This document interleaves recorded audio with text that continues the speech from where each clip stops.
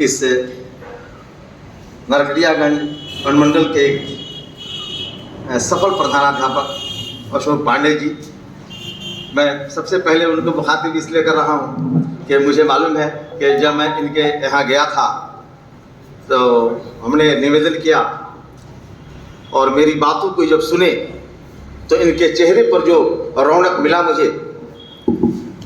मुझे लगा कि यह आशीर्वाद के रूप में मुझे प्राप्त हो रहा है। मैं उसी वक्त समझा कि मैं चुनाव जीत गया। तो मैं आपका धन्यवाद आपको देता हूं। और आज जो सम्मान समारोह का आयोजन हुआ है नौजवान साथियों के माध्यम से, उन्हें भी शुक्रिया अदा करते हैं।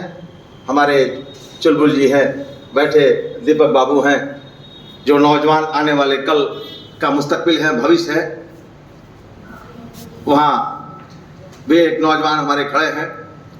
इन सब का शुक्रिया अदा करते हुए मैं ज़्यादा समय आपका नहीं लूँगा।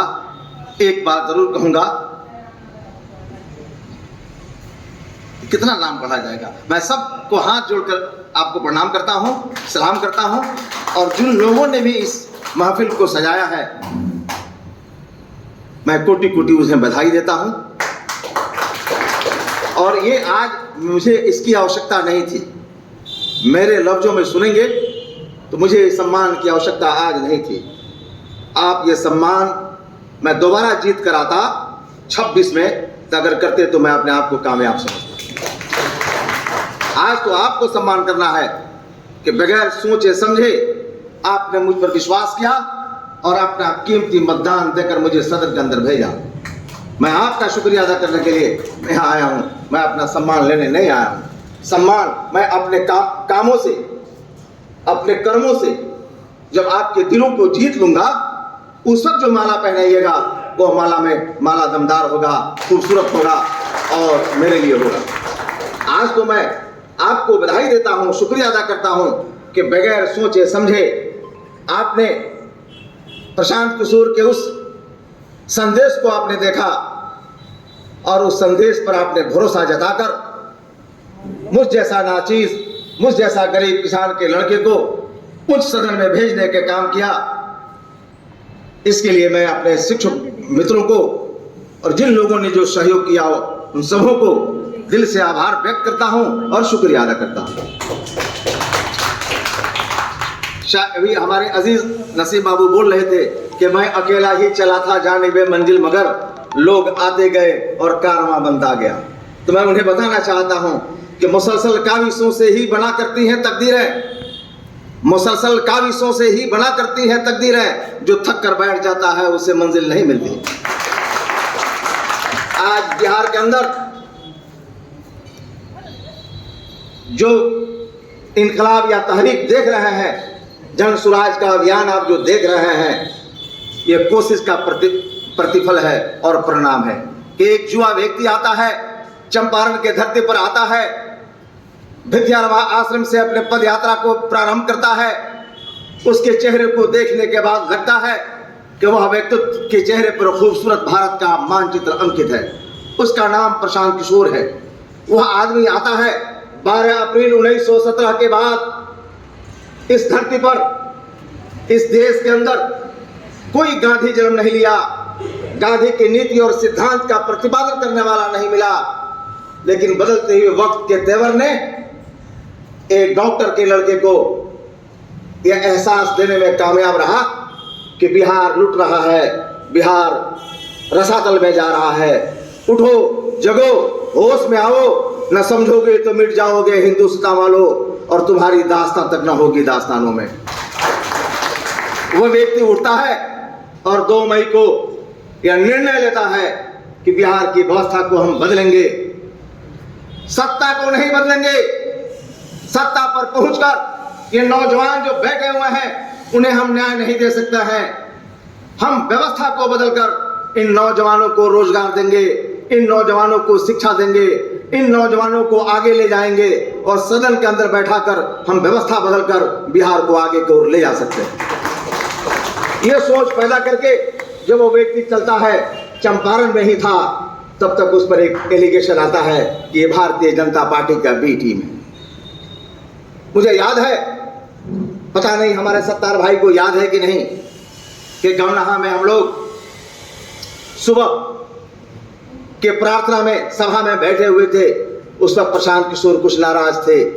जब माइक उनके हाथ में मिला तो उन्होंने एक बात कहा था हुकूमत से, बिहार के सत्ता पक्ष को उसने मतरब्बा किया था, अलर्ट किया कि प्रशांत किशोर के तरफ देखने की कोशिश मत करना।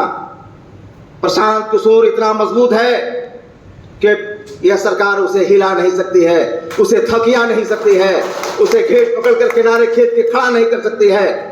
और उस दिन का स्पीच होगा, वो स्पीच मेरे पास भी है। और बिहार के सरकार को चेतावनी दिया। बिहार का सरकार का कुछ अलबल वक्तव्य आया था। उसके बाद जो ये लोग सटके, आज तक सटके हुए हैं। प्रशांत किशोर वह व्यक्तित्व है जो सत्ता में जाना होता अब तक पहुंच गया होता और ओठ ले रहा होता, लेकिन वो कहा कि मैं सत्ता को बदलूंगा नहीं, हम व्यवस्था को बदलकर बिहार के मजदूरों का पलायन रोक सकता हूं, बिहार का भविष्य जो बच्चा है उसको शिक्षा प्रदान कर सकता हूं, किसान जो खेती के काम करता है उसका उचित मूल्य दे सकता हूं। यह सोच बनाकर वे व्यक्ति चला जिस पर यह एलिगेशन लगा कि भारतीय जनता पार्टी का बी टीम। मैं आज उन लोगों से पूछना चाहता हूं, उन लोगों को बताना चाहता हूं कि जो लोग सेकुलर लोग हैं, 1947 के बाद, पांडे जी 1947 के बाद कोई भी गठबंधन हो या महागठबंधन हो, कांग्रेस की सरकार हो या राजद की सरकार हो या नीतीश की सरकार हो, किसी मुसलमान को, किसी अल्पसंख्यक को शिक्षक निर्वाचन क्षेत्र से या स्नातक निर्वाचन क्षेत्र से कभी कोई टिकट नहीं दिया। यह जो भारतीय जनता पार्टी का बी टीम, जिन लोगों ने कहा वह एक डॉक्टर का लड़का, मैंने कहा कि वो युवा शक्ति है जिसके पैरों में छाले पड़े हुए हैं, आज 8वां जिला में प्रवेश किया हुआ है, लगातार संघर्ष कर रहा है, आपको जगा रहा है, आपको बता रहा है कि 40 साल काम कांग्रेस ने किया, 15 साल लालू जी ने किया और 20 साल नीतीश जी ने किया। यह 75 साल होता है। अगर 75 साल में काम हुआ तो बिहार सबसे पिछड़ा राज्य क्यों है? यह प्रश्न है, यह सवाल है आपके बीच मेरा। आज भी बिहार जिस श्रेणी में आना चाहिए उस श्रेणी पर नहीं है। बिहार आज भी बीमारू राज्य है और पिछड़ा राज्य है। सबसे ज्यादा मजदूर का पलायन अगर होता है, मजदूर का फैक्ट्री अगर कोई है तो बिहार है, और बिहार का बच्चा ही गुजरात में, हरियाणा में, पंजाब में जाकर काम करता है। वो विकास कहां गया? वह शिक्षा नीति कहां गई कि हमारे बच्चे बेतिया में जन्म लेते हैं, नरकटियागंज में जन्म लेते हैं और पढ़ने के लिए कोटा और दिल्ली में जाते हैं? कहां है वो सरकार? किस काम के है सरकार? क्या किसानों के अनाज का उचित मूल्य मिलता है? किसान के खेतों में पानी जमा है, उसका निकासी कैसे होगा? इसका कोई मापदंड नहीं है सरकार के पास। मैं जानना चाहता हूं आपसे, निजाम भाई नींद नहीं आ रही है, मैं ये कहना चाहता हूं आपसे कि ये सरकार अगर समझ नहीं पाएगी, सरकार हमारी समस्याओं के निदान के लिए नहीं है, तो हम अपना वोट उसे क्यों देंगे?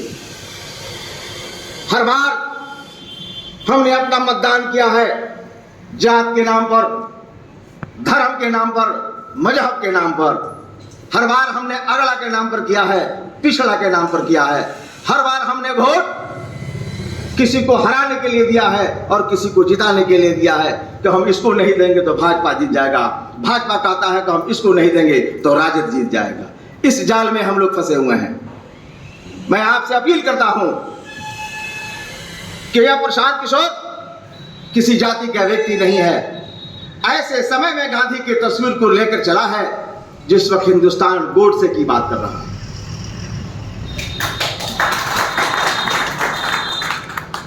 इस आदमी का उदय उस वक्त हुआ है कि चरम सीमा पर